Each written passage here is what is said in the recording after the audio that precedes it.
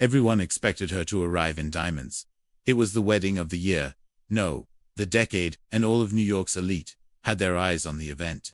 The groom, Brandon Collister, was a third-generation real estate mogul, known for his designer suits and photo-op charity work. The bride, Elena Hartley, the mystery billionaire no one really knew, the heiress to a tech empire she rarely spoke about. Beautiful, yes, but simple, private, and that simplicity was about to become her public crucifixion. The venue was nothing short of a fairy tale, a cathedral rented out and redecorated to resemble Versailles. Crystal chandeliers shimmered under ceilings adorned with imported floral canopies. Celebrity chefs lined the reception hall. Influencers live-streamed the guest arrivals, and media drones hovered like wasps. It wasn't just a wedding, it was a performance, and it demanded a show-stopping bride.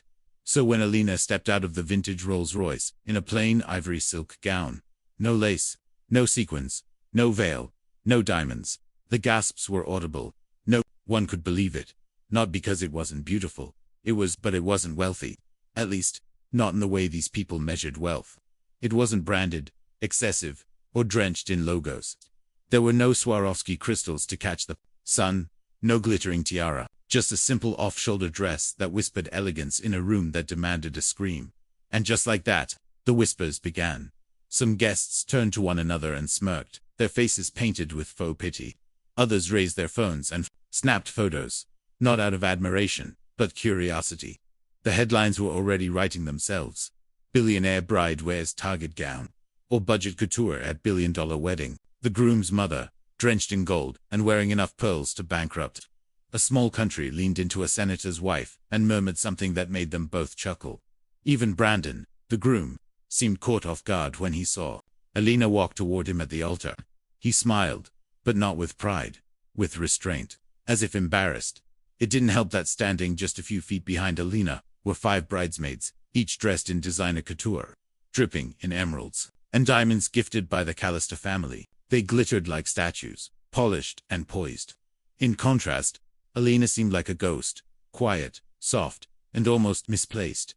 But she held her head high.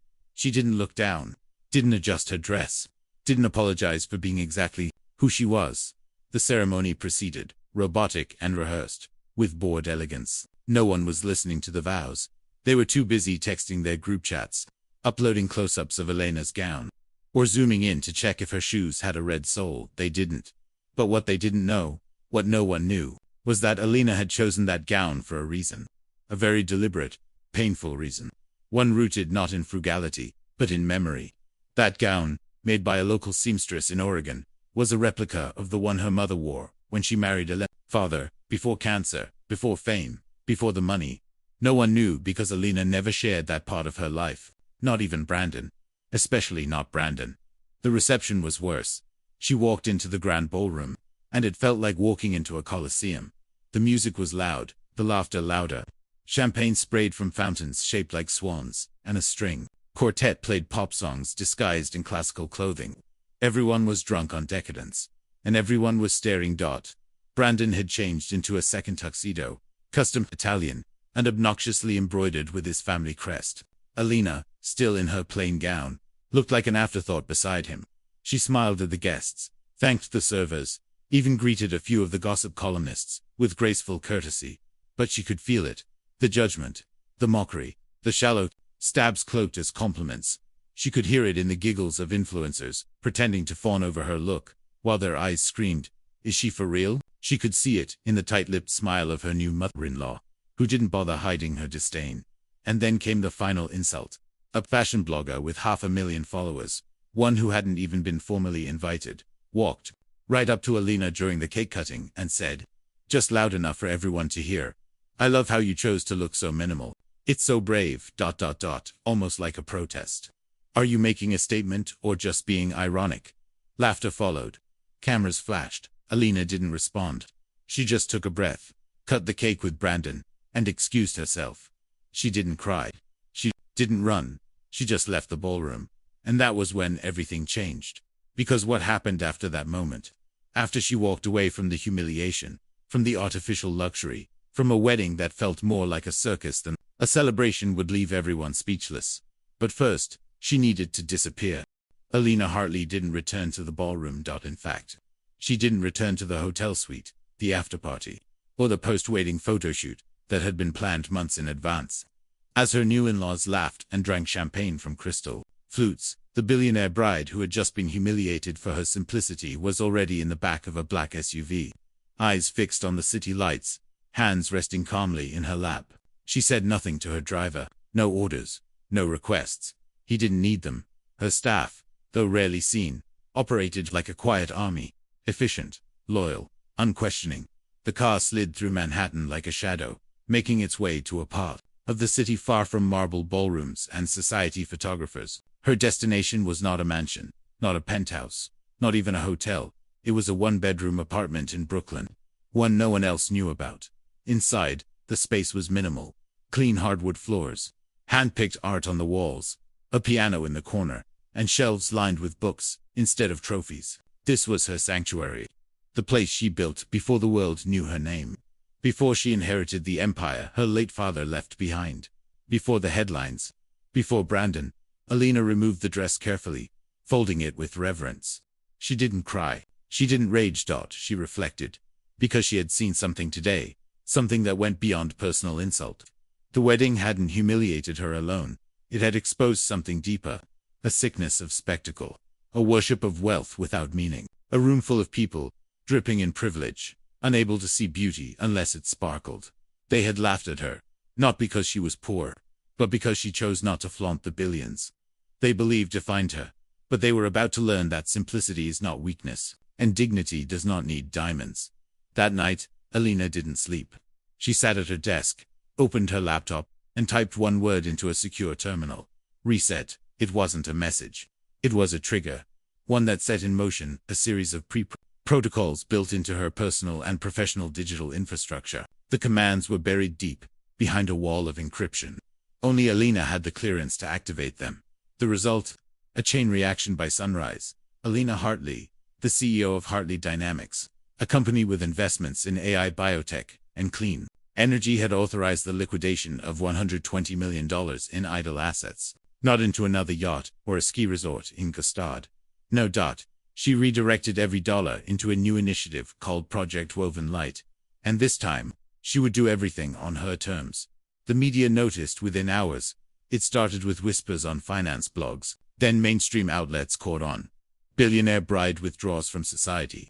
Gala found launching secretive new philanthropy project in Brooklyn. Where's Alina?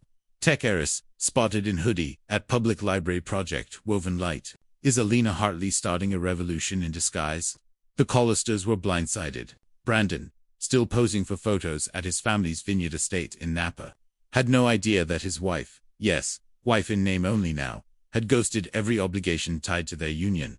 No press appearances, no interviews, not even a honeymoon. Worse still, she had quietly transferred all marital assets under a prenuptial agreement into separate holding structures, untouchable, bulletproof.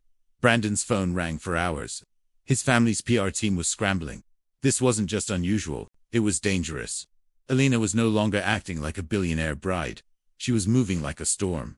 Meanwhile, in Brooklyn, Alina began recruiting, not executives, not socialites, not people who posed for Forbes. She reached out to single mothers with tech degrees, engineers who had been laid off, artists whose work had never been shown, students buried under debt, and scientists forced to abandon research for lack of funding. She created spaces where talent was not judged by attire or pedigree, but by purpose. Project Woven Light quickly took shape as a hybrid think tank and grassroots accelerator.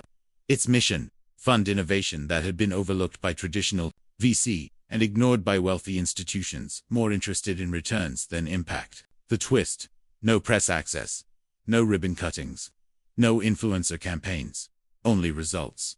Her only public statement came via a single blog post uploaded on a hidden subdomain of her father's original tech forum, a nostalgic nod to the company's humble beginning. The post read, "I was reminded recently of how easily value is mistaken for vanity. What we wear, what we own, how loud we shine, none of that matters if we've lost our ability to see what's real. So I'm starting over. Not with less, but with more of what counts." The post went viral in hours. Thousands shared it. Millions read it. But no one had a recent photo of her. No one could get an interview. She wasn't hiding. She was building. And now, the world was watching. But this wasn't the revenge they expected. Alina didn't want to shame those who mocked her. She didn't care about vindication. What she wanted was disruption. Real disruption. Because what she did next, what she planned in silence for weeks after that humiliation, wouldn't just leave people speechless. It would change everything. It began with a quiet press release.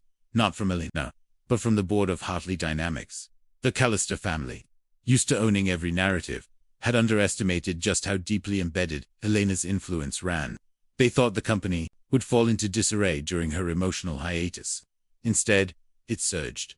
The board voted unanimously to back Elena's pivot towards social innovation, not because of sympathy, but because of data. The numbers didn't lie. Project Woven Light had already incubated 2 open-source platforms for public school STEM curriculum and funded 3 patents for carbon-neutral housing technologies. And it had only been 6 weeks since the wedding. Meanwhile, the Collisters scrambled to manage their public image. Their name, once golden, was now associated with headlines like "Groom laughs at bride's dress," "Billionaire heiress walks away," "Builds Empire 2.0." Alina Hartley outshines her wedding with global movement, the power of quiet wealth. Why flash no longer impresses. What stung even worse. Alina had not publicly addressed the humiliation. She didn't need to. Her actions did all the talking. Still, Brandon couldn't shake the growing unrest. At every gala, every interview, every board meeting, people asked about Alina. Where was she? Why wasn't she with him? Was the wedding a publicity stunt? Was the marriage even real? The pressure mounted. Investors grew nervous. His publicists quit. Sponsors withdrew from his family's next event. And whispers turned into accusations. People wondered, had he married Alina for her money?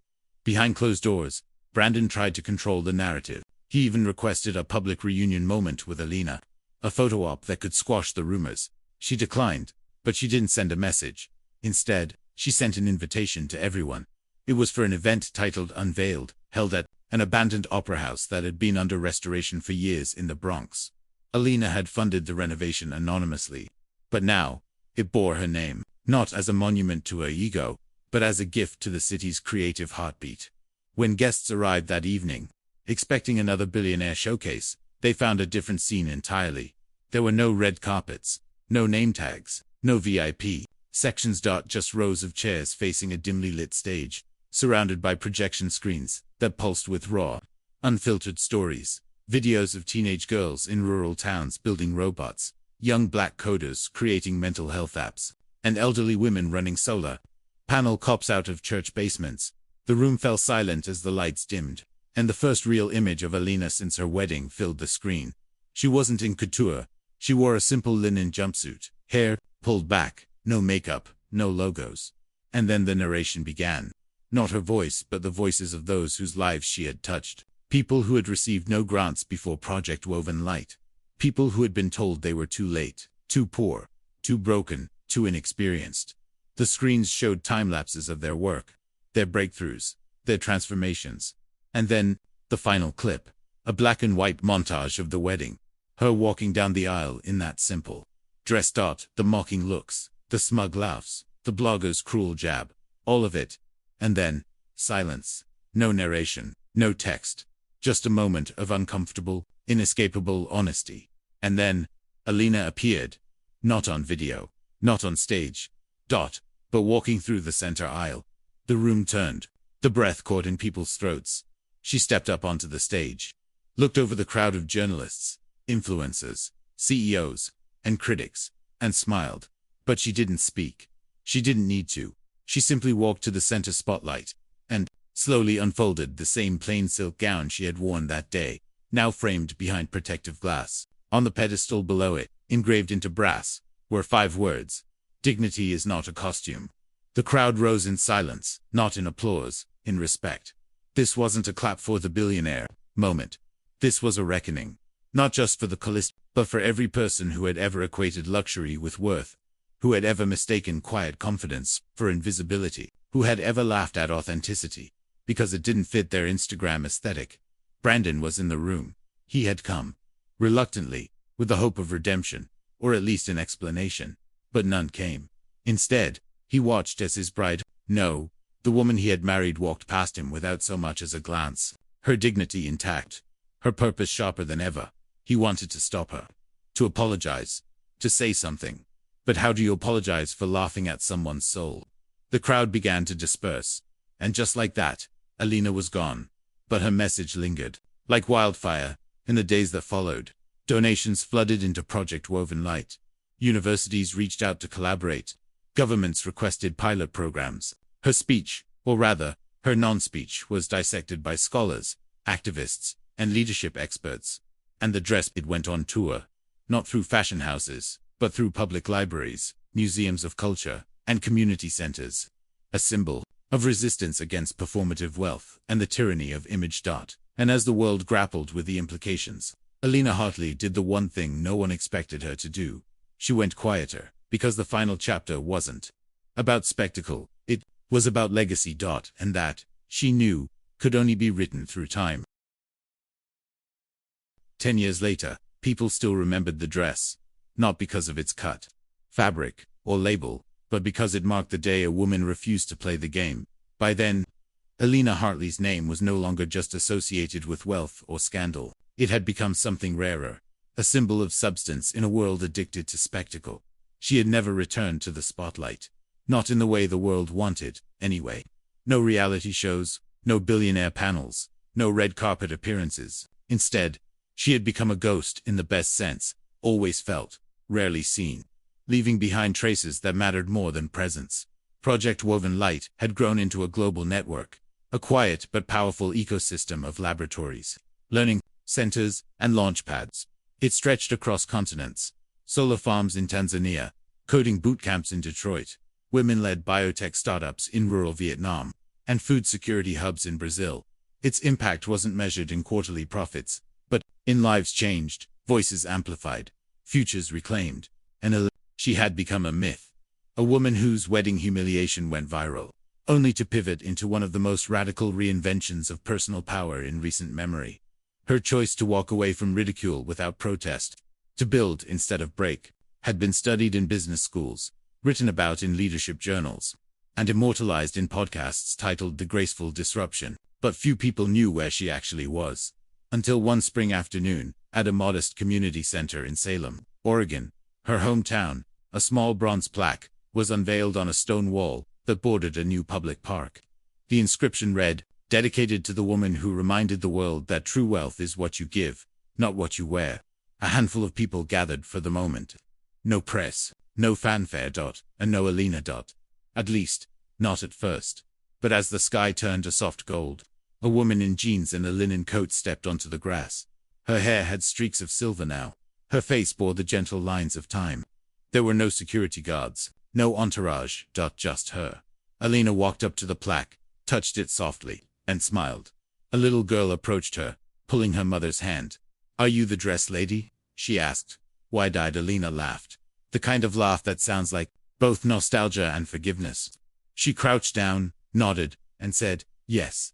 But that was a long time ago." The girl tilted her head. "Did you really build all those places?" "My brother goes to one. He's learning computers." Alina looked at her and replied with warmth, "He'll probably teach me something one day." And then she stood, thanked the child's mother, and continued her walk. A quiet stroll past children on swings, seniors playing chess, and a teenage boy sketching a robot on a notebook. She didn't stay long. She didn't speak publicly, but that was Alina's way. She had spent the past decade proving that true influence isn't always loud, that leadership doesn't require a throne, that a single act of restraint, of choosing grace over revenge, substance over style, can echo longer than any headline. The world had changed, in part, because of her. Brandon Collister, long divorced, now ran a consultancy firm for luxury brand strategy. A fall from dynasty, but a soft landing nonetheless. He rarely spoke of Alina, but once, during a late-night interview, he was asked what he remembered most from that day. He paused, looked at the camera, and said, "The way she walked through that ballroom, that calm, that unshakable grace. I thought she looked underdressed. Turns out, I was the one not ready." That clip circulated briefly, but Alina never responded. Why would she? She had nothing to prove. In New York, the opera house she restored now hosted free weekly performances for public school students. In Mumbai, a medical research team she funded, had recently discovered a low-cost treatment for pediatric epilepsy. In Rio, a group of women engineers used woven light resources to retrofit favelas with clean water systems. The dress, the one that sparked it all, remained sealed in a climate-controlled exhibit inside the Smithsonian's Social Movements wing. But every year, it was lent out on rotation to communities around the world, not to be idolized, but to be contextualized, to remind people what happened when one woman refused to be defined by anyone else's expectations. And so, as the world kept spinning, the myth of Alina Hartley settled into something even more powerful than celebrity. She became a parable, a reminder that you don't have to shout to be heard, you don't have to sparkle to be seen, and you certainly don't need diamonds to leave a mark that outlasts time. All you need is to know who you are, and to never let the noise of others drown that out. And so ended the story that began with laughter in a ballroom, and finished in silence, beauty, and undeniable impact. Because what Alina Hartley did, after being humiliated, she built a better world, and never looked back.